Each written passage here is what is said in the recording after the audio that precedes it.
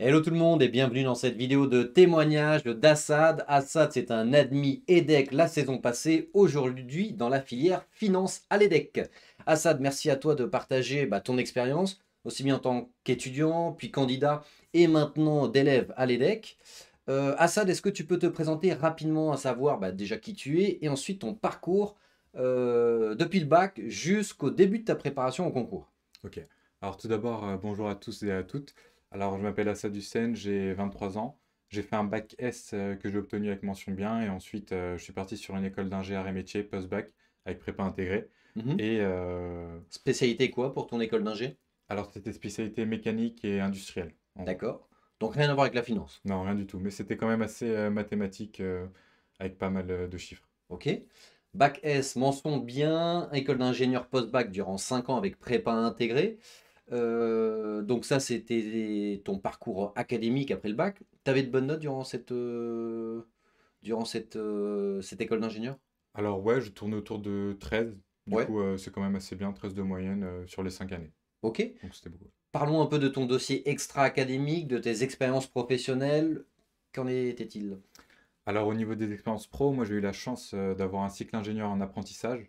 Du coup j'ai pu faire 3 ans d'apprentissage chez un sous-traitant automobile. Mhm. Durant ces 3 années, j'ai pu partir 3 mois au Portugal pour être Ouais. consultant en performance. Coup double, pro et international. Ouais, du Top. coup ça c'était cool.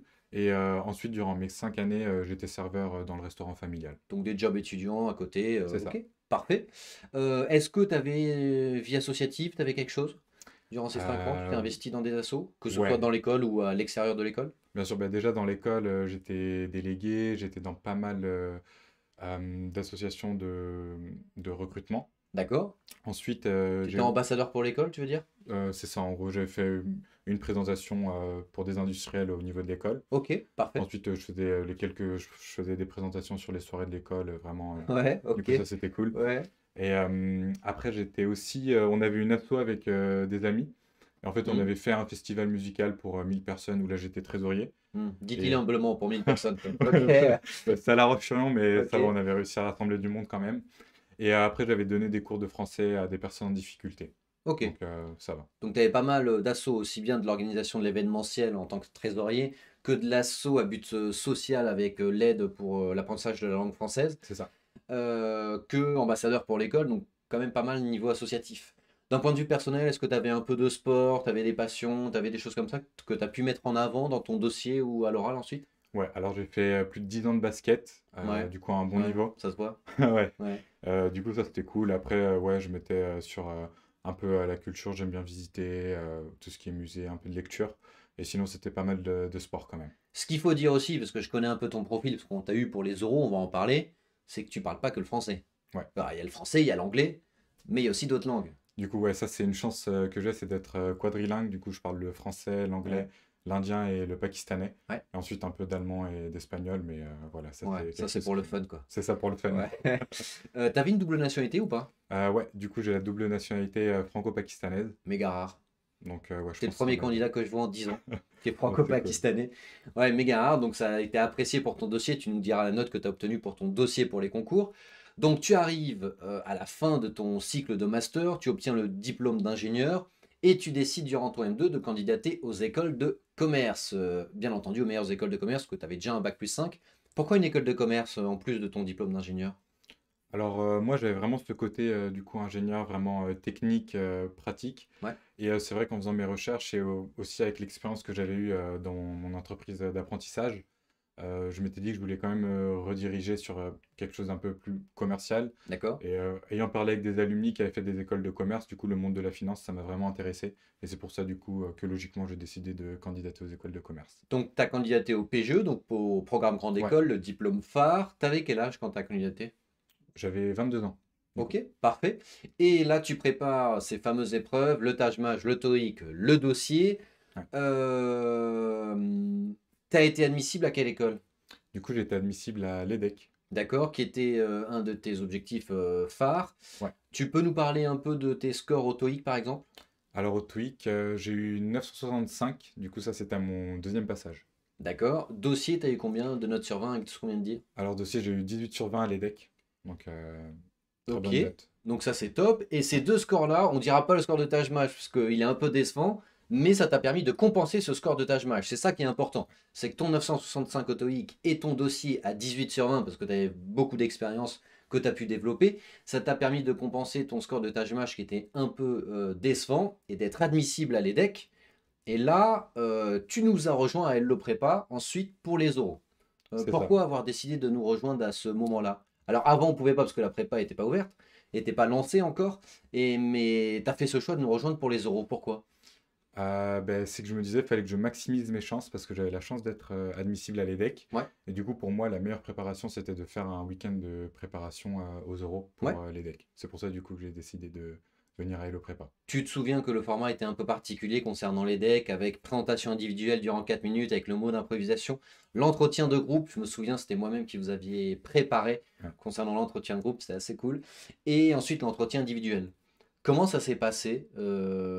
Alors, déjà le jour J, ensuite on reviendra sur la préparation. Bah alors, le jour J, ça s'est très bien passé parce que du coup, Ouais, j'étais assez bien préparé en conséquent. ouais. Du coup, la présentation de 4 minutes s'est très bien déroulée. Ensuite, au niveau du travail de groupe, on a une problématique à régler avec, avec 5 autres personnes, on est Hmm. 6. Euh, Ça a été assez fluide.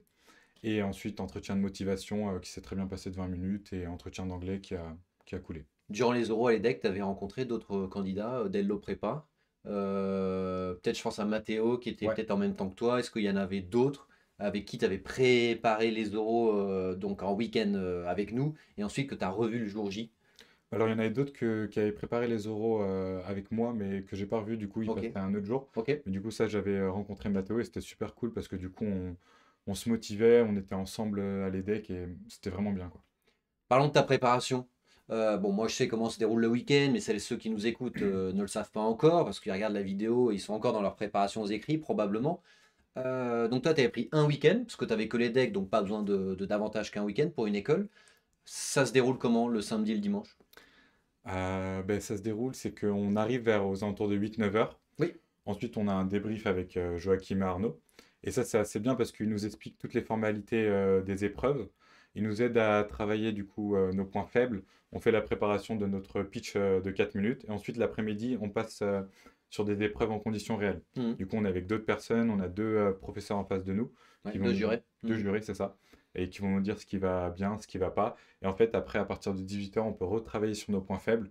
Et là, du coup, je me rappelle, j'étais resté jusqu'à 21 heures avec d'autres amis de Hello Prépa et c'était super cool parce qu'il y avait Joachim et Arnaud pour nous aider. T'es au coach hunter, quoi. C'est ça. Et après, Parfait. ben, dimanche, rebolote, on reperfectionne et on arrive dimanche soir, on est prêt pour les oraux. Tu te souviens d'être passé combien de fois durant ce week-end avec nous? Alors moi je dois t'avouer, comme il y avait pas mal d'élèves, je sais pas combien t'en as fait, mais t'en as fait combien? Des simulations d'entretien? T'en as fait trois ou quatre? Je crois que j'ai dû en faire trois, plus une avec Joachim à la fin. Ok. Donc, T'avais vendu quoi comme projet professionnel? donc moi, c'était plutôt directeur financier dans une structure euh, euh, de projets renouvelables D'accord, dans la région d'énergie renouvelable, d'énergie etc. renouvelable, c'est ça, dans la Ok. région Asie du Sud. Logique, parce C'est que tu ça. parles indien et pakistanais. Bah, ça s'est déroulé comment les euros en termes de notation? T'as eu combien? Alors, aux euros de l'EDEC, j'ai eu 16,5 sur 20. Ouais, Et ce qui est plutôt très bien parce qu'ils sont assez sévères à l'EDEC. ouais, ouais, c'est vrai qu'ils sont assez sévères parce que quand je compare du coup avec mes collègues AST, c'est vrai que j'arrive dans la fourchette haute. Ouais. Et ben, pour moi, c'était une note logique au vu de la préparation excellente qu'on avait fait. Ouais, c'est bien. Et donc, ça s'est très bien déroulé et On c'était t'avait cool. noté combien à la prépa sur les trois passages, tu t'en souviens ou pas? Bon, Ça remonte à il y a quelques mois, moi, je mais. crois qu'on m'a noté autour de 13 ou 14, quand même, Ah ouais, ouais. au début? Ouais, Ouais, mais t'as progressé c'est après, c'est ça. pour ça. Donc toi, tu avais demandé la filière finance. Ouais, Ce qu'il faut dire, et c'est un point important, vous avez Business Track et Financial Track à l'EDEC.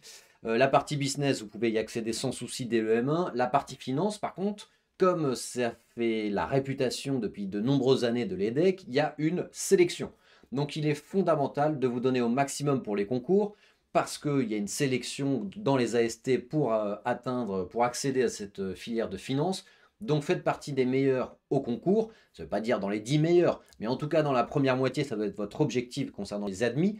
Et il regarde aussi votre filière d'études des années passées. Donc là, Assad, forcément, il était en école d'ingénieur, Donc il a un petit bonus. Ça ne veut pas dire que c'est automatique, mais il a un petit bonus par rapport à sa filière d'études qui est assez mathématisée. Donc il aura des facilités naturelles pour suivre le track en finance. Donc donnez-vous au maximum la filière d'études, de toute façon c'est passé, mais concernant le concours, vous avez encore la possibilité d'améliorer votre rang. Donc toi, tu es admis. Ouais.